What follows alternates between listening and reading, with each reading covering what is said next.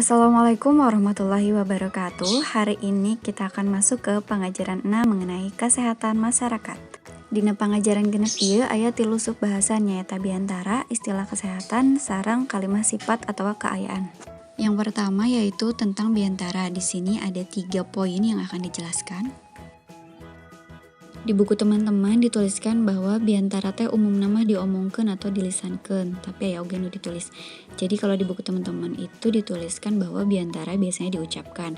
Sedangkan dari sumber lain, biantara atau pidato teh nyaeta nepikeun hiji jejer kalawan lisan.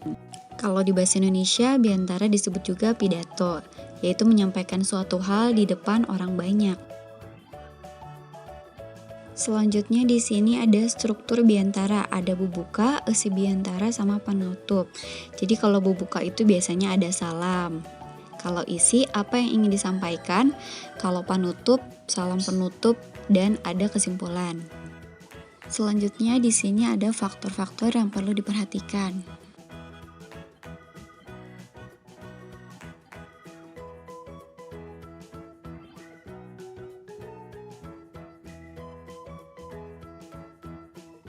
Selanjutnya mengenai istilah kesehatan. Istilah kesehatan pun dibagi menjadi beberapa. Ada mengenai nama penyakit, orangnya, barang, serta tempat.